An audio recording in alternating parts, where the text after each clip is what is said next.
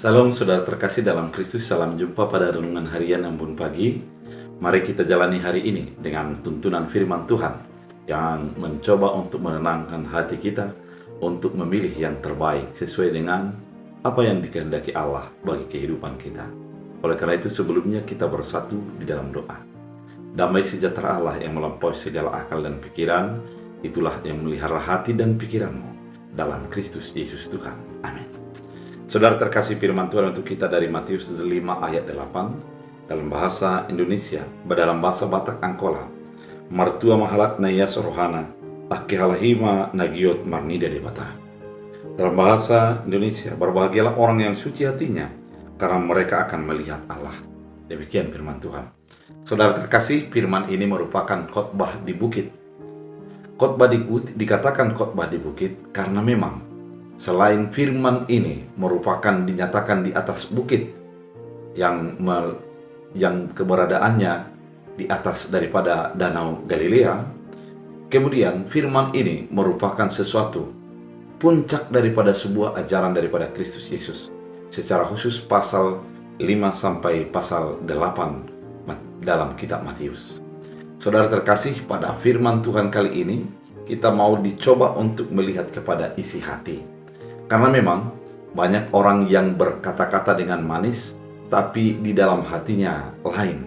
Atau ada orang yang berpura-pura berlaku baik, namun kenyataannya di dalam hatinya ada sesuatu dirancang ketidakbaikan. Oleh karena itu, pada saat ini firman Tuhan mengatakan, berbahagialah orang yang suci hatinya. Ternyata suatu sikap dimulai daripada hati yang suci. Hati yang suci adalah jauh daripada kepentingan, dan jauh daripada tipu muslihat, dan kita melakukan sebuah perbuatan oleh karena suatu dorongan hati yang tulus, bukan dorongan sebuah kepentingan ataupun tipu muslihat. Kalau di dalam firman Tuhan dikatakan, orang yang suci hatinya karena mereka akan melihat Allah. Kenapa?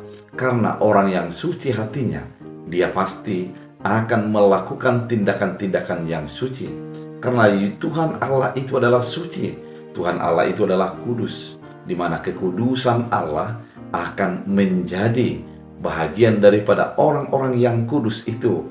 Sehingga melalui sebuah sikap hati yang suci itu, dia akan mudah untuk mengenal, mengerti, memahami, dan melakukan apa yang dikehendaki Allah di dalam kehidupannya.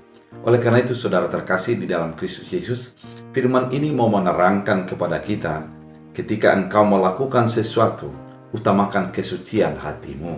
Ketika engkau merancang ataupun melakukan sebuah tindakan, mulailah daripada kesucian hati, di mana kesucian hati itu dimulai daripada pengenalan dan penghidupan kepada Allah yang kudus itu, sehingga kita menjadi mampu melihat Allah di dalam sebuah perbuatan kita. Orang yang suci hatinya, dia akan melakukan sebuah kebaikan dan dia akan juga mendapat kebaikan.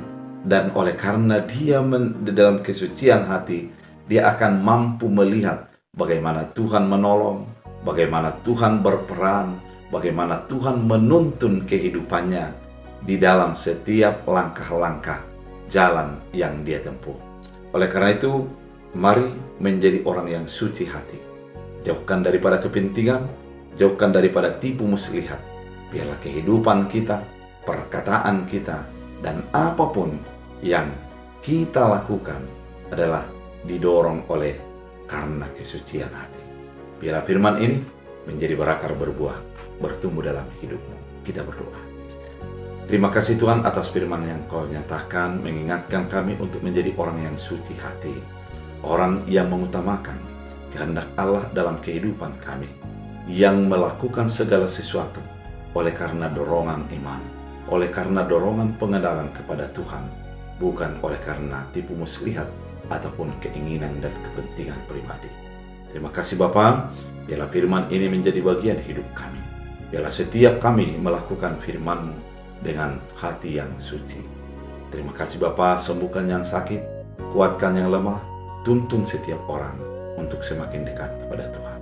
Dalam Kristus Yesus. Amin. Tuhan Yesus memberkati.